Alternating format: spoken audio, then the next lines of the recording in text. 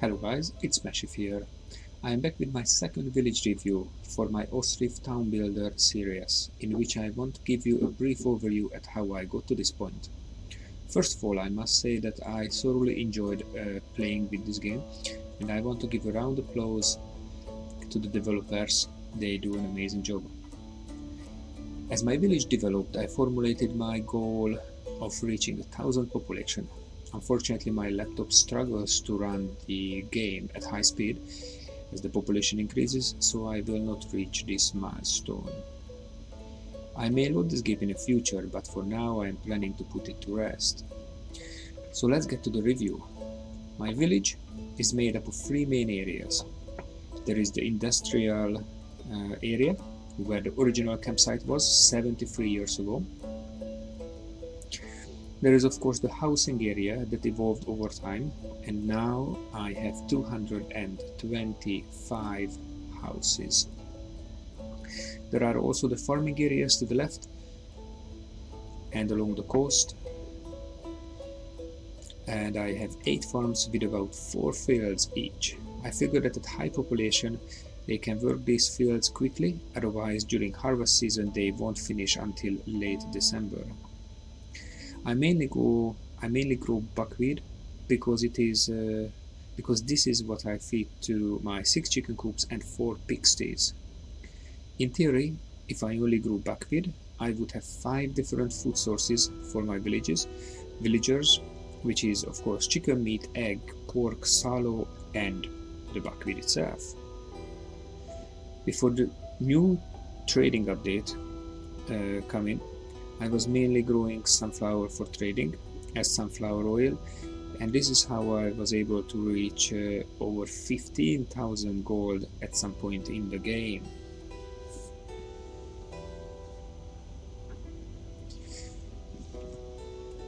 I have 6 fishing docks. Let me position this right. Yes. So I have 6 fishing docks that provide me with some food variety. Based on my experience, fish never really piles up in the docks, and there is always some on the market. So I am producing this at the rate of demand probably. I have 5 cow sheds that gives me more than enough hide to make boots. Currently I have over 12,000 of those. I would love to trade this of course, but demand is low. Beef and milk flow is also continuous, like the fish. To maintain milk production, I always send bulls over 1 year old to the slaughter to be slaughtered. In a way, I find beef to be a cheap food source because they only need hay and you can produce lots of it in one season.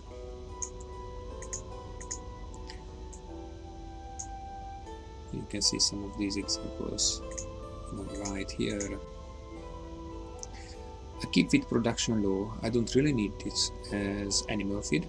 I give buckwheat and potato for pigs, buckwheat for chicken, and hay for horses, and it all results in one type of produce for human population, that is of course the flour. When I have enough stored food and feed, I go for a year of hemp production to make textile and clothes.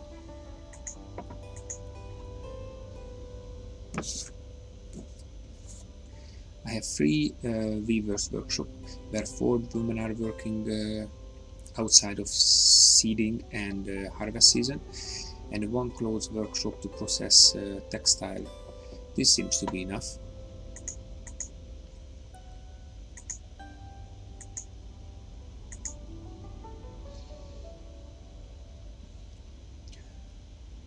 I have almost all warehouses in the industry area to minimize distance traveled. I feel that this is so important that I would centralize it even more in the future builds. I want to point out that the tannery must be built next to the water with platform because it uses loads of water. I believe it's 5,000 water, yes, 5,000 water, which can be produced, cannot be provided by wells. The warehouse can store unlimited amount of 4 produce per building, so you only need 5 out of these to store any non-food type products, and I believe there are 17 of those in the game. And these are my warehouses. When it comes to granary, I have a main one and a secondary one. That's my main one, and the secondary one is hiding back here. In general, 2 seems to be enough. Given that most food produce is used up immediately, 1 building would still be enough in this village. There are 18 goods you can sell at the markets. I have a large market. At the village center, but many small ones dotted around. So some examples right here, but then I have a few here. I have few over there as well. Right here as well. Here and over here as well. And a few more examples. Yes. If I started it all over again, I would just build 9 stands, 2 sellers for each produce right next to the granary and other food production to enable constant supply and reduce travel time for the market.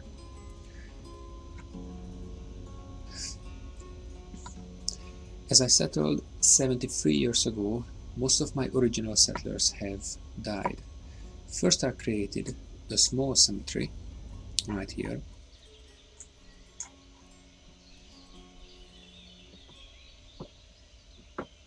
But later realized that I will need more than that if I want to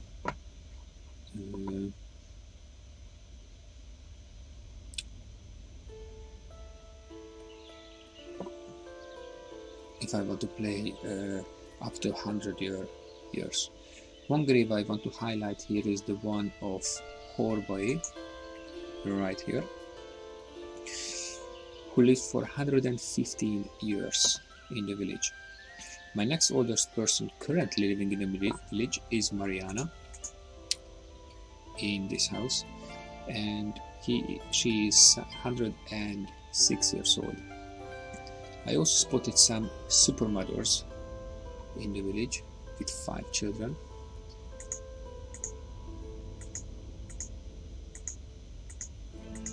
Let's just find them, yes. Right here. And then there is another family with 4 children. Yeah, so I also made an observation regarding household efficiency. Sometimes 3 generations live together, and this means that there could be 4 people earning in the family, and children can get food from the market. In this case, parents and grandparents work more and therefore produce more. They have 1 rent, but 4 or maybe 5 income, securing stable household altogether. Where only 1 young couple is living, then they need to gather supplies and are more likely to need financial help. And we have a couple of examples down here for these houses.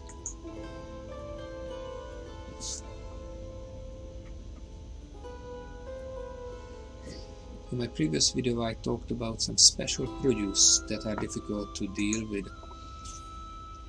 One of which is stone. You only need it for a church and the lime kiln, and if you mine more than the required amount, you can either store it in a mining camp or at the trading post, but it cannot be traded, so I just basically stuck with it. And then I have about 5,600 stones right here, You cannot really put them in a warehouse, and it has been quite a long time since I gave up this stone mining camp right here.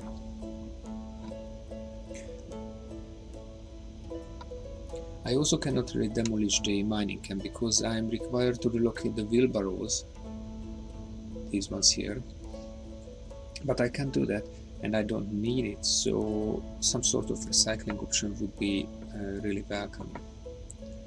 Another comment regarding supply balance is that one log gives me 3000 wood, which means that after a rather short time I have an enormous amount of wood. As you can see, I have, well, not right now, but I had over 1 million wood. Well, I actually have over 1 million wood because I have another warehouse here as well. Yes, and also you can put any big number in here, so you have unlimited storage capacity. Few words about horses and oxen. They seem to die after 25 years. Horses cannot be traded away, and they are only needed for the wagons. So, well, this is a 26 years old horse, so that will go probably at some point. Yeah, so they are only needed for wagons, so better trade them when they are needed, because they use up manpower and resources. I also realized that wagons are rarely running.